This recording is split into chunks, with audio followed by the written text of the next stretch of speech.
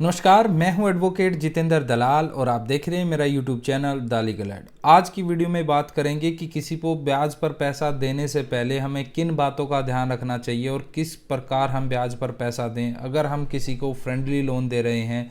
तो उसके लिए हमें क्या लिखत करनी चाहिए, यानी क्या लिखवाना चाहिए, किस प्रकार एग्रीमेंट करना चाहिए, और ये सब हो गया तो फिर हमें किस प्रकार वो पैसे वापस लेने चाहिए।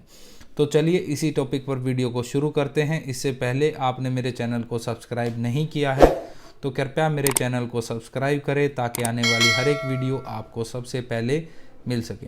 देखिए, अक्सर क्या होता है कि आज के टाइम में पैसों का लेन देन सभी करते हैं और सभी को पैसों की ज़रूरत होती है। तो अक्सर हम किसी को कहने से या किसी के साथ अच्छे हमारे संबंध होते हैं तो हम उनको पैसे जो हैं उधार दे देते हैं। वो मांगते तो इस प्रकार से हैं कि वो 2 महीने में दे देंगे या 6 महीने में दे देंगे और बहुत ज़्यादा उनको ज़रूरत होती, या हमें ऐसा दर्शाया जाता है कि उनको पैसों की बहुत ज़्यादा ज़रूरत है और हम भी कई बार भावनाओं में बहकर पैसे दे देते हैं,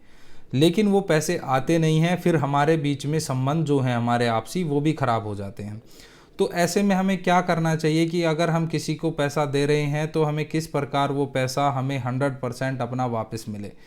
तो हमें क्या करना चाहिए, देखिए, अगर हम किसी को ब्याज पर पैसा दे रहे हैं तो सबसे पहले जो पैसा दे रहे हैं हो सके तो वो पैसा हमें उनके अकाउंट में देना चाहिए,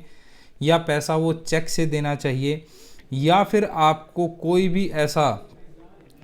डॉक्यूमेंट अपना रखना चाहिए जिससे आपको ये प्रूव करने में आसानी रहे कि आपने उनको पैसा दिया है।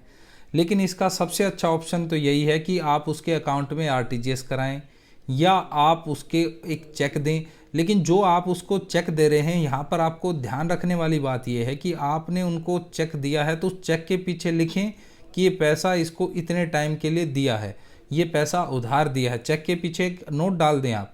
क्योंकि आजकल बहुत सारे ऐसे मैटर भी देखे गए हैं कि आपने किसी को पैसा दिया है और बाद में आपने उसको क्या है कि वो पैसा वापस भी आ गया है और फिर आपके द्वारा उसके ऊपर रिकवरी सूट फाइल कर दिया जाता है कि भाई ये पैसे मैंने है ना इसको इस पर्पज़ के लिए दिए थे और इसने वापस नहीं किए। तो जो लेने वाला है, जो पैसे ले रहा है, वो अकाउंट में अगर उसने पैसे लिए हैं तो उसको अकाउंट में ही पैसे देने चाहिए ताकि ट्रांजैक्शन फुलफिल हो जाए।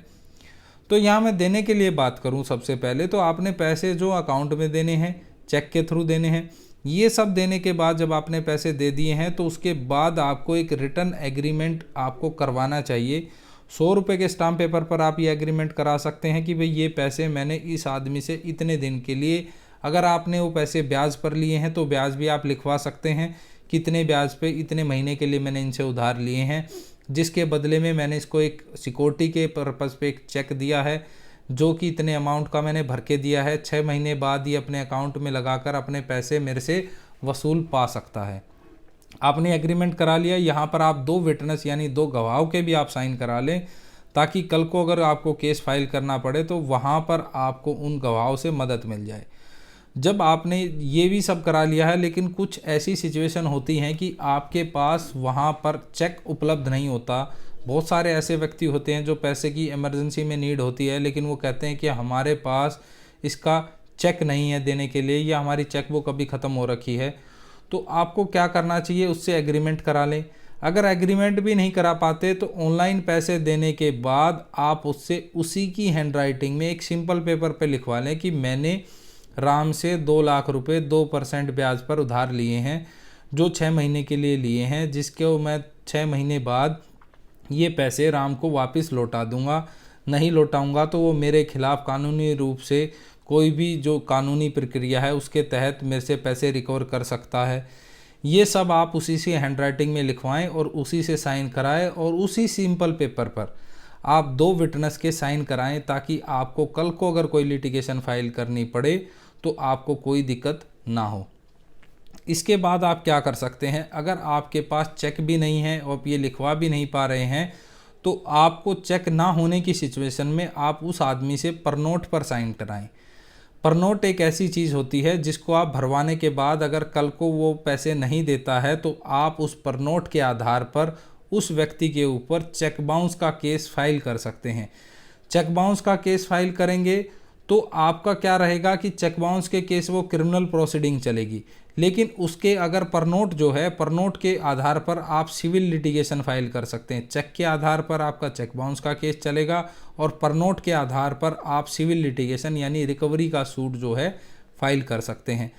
यहाँ पर क्या होता है कि आपको यहाँ भी समझने की ज़रूरत है कि जो चेक बाउंस का जो केस है, यानी जो 138 NI एक्ट का जो केस है, वो एक क्रिमिनल प्रोसीडिंग है, उसमें अरेस्ट वारंट हो जाते हैं और बहुत जल्दी आपका पैसा रिकवर हो जाता है। तो आपको सबसे ज़रूरी ये है कि आप किसी को ब्याज पर पैसा दे रहे हैं या वैसे बिना ब्याज भी किसी को उधार पैसा दे रहे हैं, तो आप बतौर सिक्योरिटी के रूप में एक चेक ज़रूर लें, वो आपको आसानी से मिल जाएगा। अगर नहीं है तो आप परनोट भरवा सकते हैं, लेकिन परनोट पर आपको ध्यान देने की ज़रूरत ये है कि अगर आप परनोट लेंगे तो परनोट के ऊपर आपको कोर्ट फीस लगानी पड़ेगी, यानी अपने ही पैसे वापस लेने के लिए सबसे पहले तो आपको वकील को फीस देनी पड़ेगी, उसके बाद वो पैसे रिकवर करने के लिए आपको कोर्ट फीस लगानी पड़ेगी, ये सब आपको करना पड़ेगा। उसके बाद जब आपने ये लिखवा लिया है तो अगर सिंपल साधारण भाषा में अगर आपके पास वहाँ पे कोई भी ऐसी चीज़ उपलब्ध नहीं है तो कम से कम आप उसके फ़ोन से अपने फ़ोन पे मैसेज कराएं कि मैंने पैसे जो हैं उधार लिए हैं, इतने पैसों के लिए, इतने दिनों के लिए, ये मैंने अपने अकाउंट में प्राप्त कर लिए हैं। और सिंपल अगर आपने पैसे उधार लेने के बाद आपको क्या कराना, जब उसके अकाउंट में पैसे ट्रांसफ़र हो गए हैं तो भी उससे लिखवाएं कि हाँ मैंने अपने इस अकाउंट नंबर में इस इतने बज के इतने मिनट पे इस ट्रांजैक्शन आईडी के माध्यम से इतने पैसे उधार प्राप्त करे हैं, जो कि मैं 6 महीने में वापस लौटा दूंगा। यहाँ पर आपको पॉसिबल हो तो आप 1 रुपये की रसीदी टिकट लगाकर उस पर आधे स्टैंप पर साइन कराएं, आधे उसके जो रजिस्ट्री के जो आपने टिकट लगाई है 1 रुपये की रसीदी उस पर साइन कराएं और आधे पेज पर साइन पर कराएं। इस प्रकार आपको प्रूव करने में आसानी रहेगी कि मेरे जो है किसी भी प्रकार से कोरे कागज़ पर साइन ना करा गए थे, क्योंकि आगे जाकर ये डिफेंस लिए जाते हैं कि मेरे तो कोरे कागज़ पर साइन करा लिए गए थे, या मेरे कोरे कागज़ चोरी हो गए थे, या मेरा चेक जो है वो चोरी हो गया था। अक्सर लोग क्या करते हैं कि जब आप किसी से चेक ले लेते हैं और चेक लेने के बाद ये सब डालते हैं केसेस, तो ये सब केस डालने के बाद जब जिसके केस आपने जिसके ऊपर डाला है वो कहता है कि मेरा चेक चोरी हो गया था, तो आप जब वो लिखित कराएंगे तो उसमें चेक लिखवाएं कि ये चेक मैंने फलाने आदमी को दिया था और इस पैसों के बदले दिया, ताकि वो कल को कोई भी आपके ऊपर केस जो है अपना ये डिफेंस ना लगा पाए। उसके बाद क्या हुआ कि जब आपका ये केस आपने चेक ले लिया, आपने रिटर्न करा लिया, सब कुछ करा लिया, फिर जैसे ही आपका पैसों का टाइम आता है, यानी 6 महीने के लिए आपने उधार पैसे दिए थे, 6 महीने का टाइम हो गया, फिर आप उसको बोलें कि भाई आप पैसे दें। अगर वो आनाकानी कर रहा है, आपको लग रहा है कि चलो 1 महीने और महीने का टाइम मांग रहा है, आप दे दें। फिर भी अगर पैसे नहीं दे रहा है तो आपको ज़्यादा लेट नहीं करना है, फिर आपको उस अपने जो चेक आपको दिया है उसको अपने खाते में लगाना है। अगर खाते में लगाने से आपके पैसे आ जाएँ तो बहुत अच्छी बात है, अगर नहीं आ रहे हैं आपके पैसे तो फिर आपको क्या करना है, वो चेक जो है बाउंस हो जाएगा अगर पैसे नहीं होंगे तो खाते में। फिर आपको अपने वकील साहब के पास जाना है। वकील आपको यहाँ पे ध्यान दें कि जो चेक बाउंस का काम अच्छे से देखता उसी के पास जाएं, सभी के पास ना जाएं। जब आपने चेक बाउंस आपका हो गया तो आपको बैंक से रिटर्न मेमो मिलेगी और ओरिजिनल चेक मिलेगा। वो चेक लेकर आपको अपने वकील साहब के पास जाना है। वकील साहब के पास जब आप जाएंगे तो आपको क्या करना है, लीगल नोटिस तैयार करवाना है। लीगल नोटिस आप तैयार कराएंगे तो उसलिए आपको वकील साहब को चेक देना पड़ेगा, जो आपकी लिखित यानी आपने साधारण पेज पर लिखवाई थी तो वो देनी पड़ेगी, आपका कोई एग्रीमेंट था वो आपको देना पड़ेगा। फिर आपके वकील साहब लीगल नोटिस भेजेंगे। लीगल नोटिस भेजने के बाद वो कंप्लेंट फाइल करेंगे और कंप्लेंट फाइल करने के बाद अक्यूज़ को पहले नोटिस जाएगा। अगर वो आ जाता है तो ठीक है, नहीं तो फिर उसके बेलेबल वारंट हो जाएंगे। अगर वो बेलेबल वारंट पे भी नहीं आता तो फिर उसके अरेस्ट वारंट हो जाएंगे, फिर उसको पुलिस पकड़ के लाएगी, उसको जमानत करानी पड़ेगी। जमानत कराने के बाद तुरंत आजकल क्या हो रहा है